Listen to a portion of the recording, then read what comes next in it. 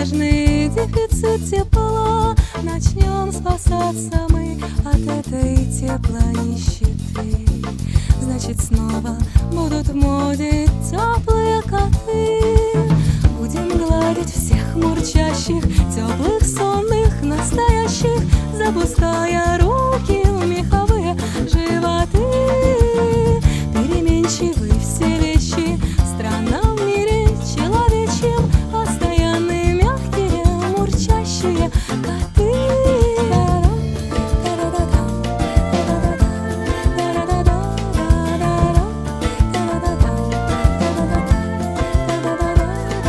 Все бегут домой с холодных улиц и пустых.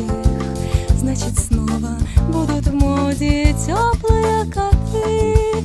Теплые коты летят по небу облаками.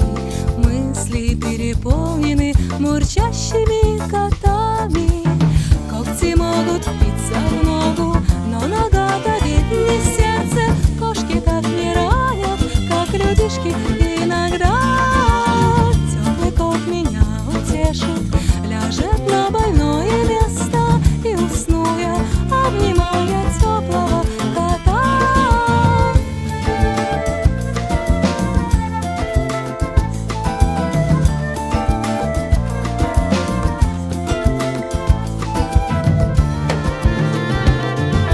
Приходи играть, хозяйкин свитер обшерстить, книжку растерзать, об кресло когти поточить.